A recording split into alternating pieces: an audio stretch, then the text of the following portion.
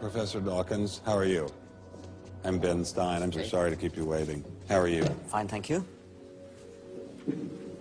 You have written that God is a psychotic delinquent invented by mad, deluded people. No, I didn't say quite that. I said something rather better than that. Oh, well, please tell us what you said. Please tell us what you said. Well, I would have to read it from the book. No, please.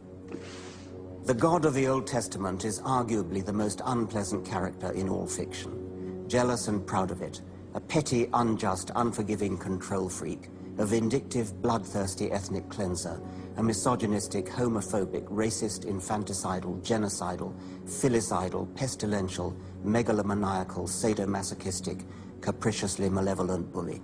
So that's what you think of God? Yeah.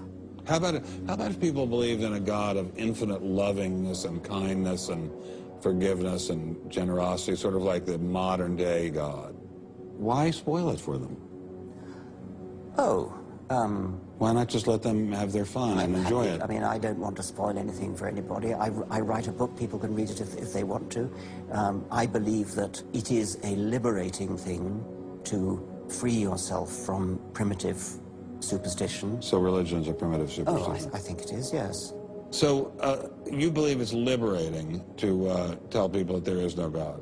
I think a lot of people, when they give up God, feel a great sense of release and freedom. Why do you think that? I mean, what's your dad? What's your scientist? What's your dad? I think, well, I've had a lot of letters saying that, and I've... There are 8 billion people in the world, Dr. Dawkins. How many letters have you had? No, I haven't done that. That's quite true.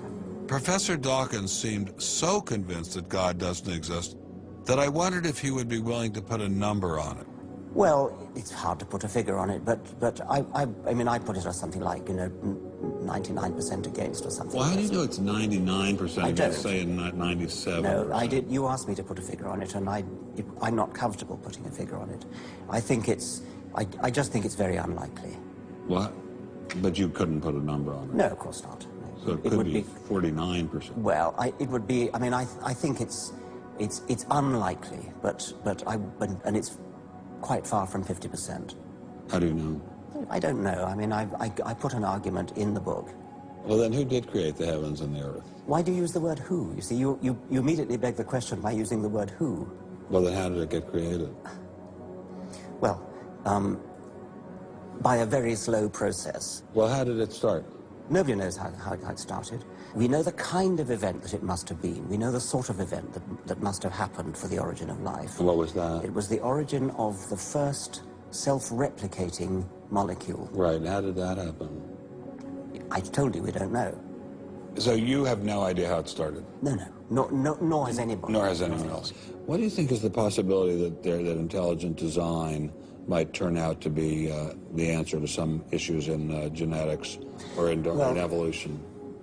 It could come about in the following way. It could be that at some earlier time, somewhere in the universe, a civilization evolved by probably some kind of Darwinian means to a very, very high level of technology and designed a form of life that they seeded onto perhaps this planet.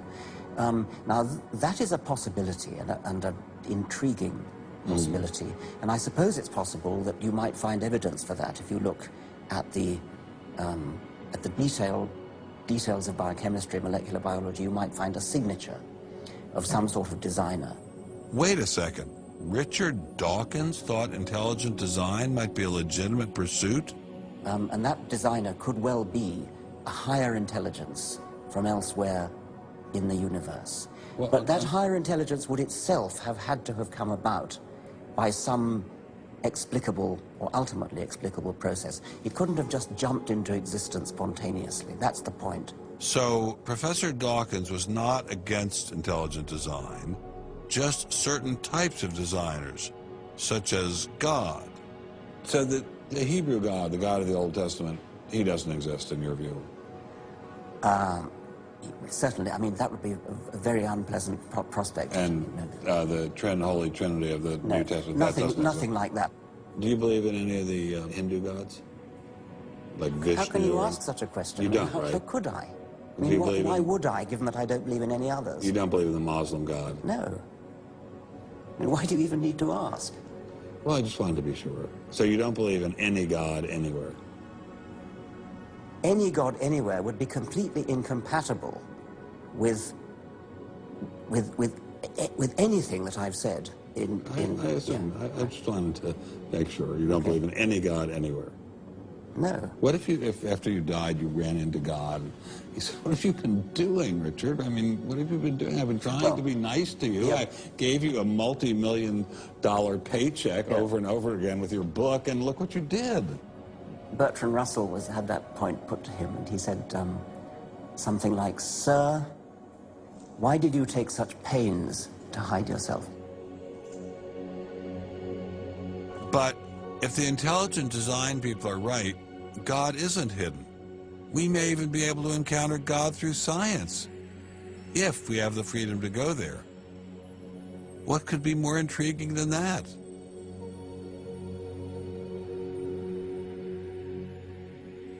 We take freedom for granted here in the United States.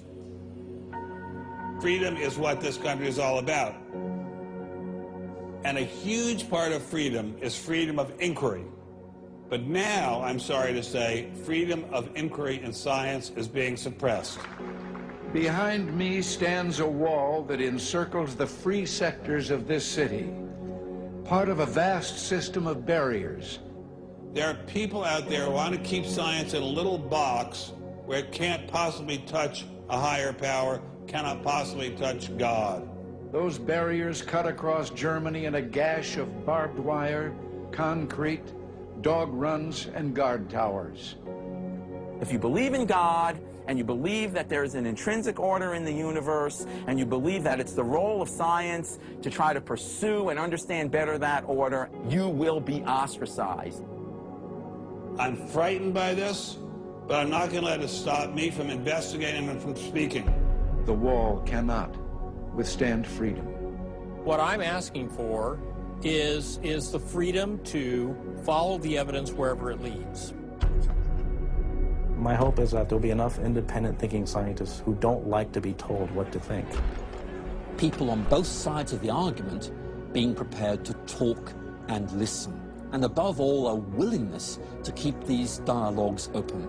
It might allow a lot of very good scientists to be scientists who aren't being allowed to be scientists right now. I don't care what they end up as being. I don't care if they end up being religious, a young earth creationist. If they have thought their way through the issues and get there, I'm all for them. And why do I think we're going to win in this struggle? Because truth-crushed earth will rise again. To find out what's true has a value all of its own. If it has additional good consequences, so be it. Because no lie can live forever. I believe that science gives us one perspective on the world, and our religious insight gives us another perspective on the world. And by putting the two together, they will see more deeply and more truly. And if we will stand up for freedom, Freedom is the victor. and if we all do that, we will overcome.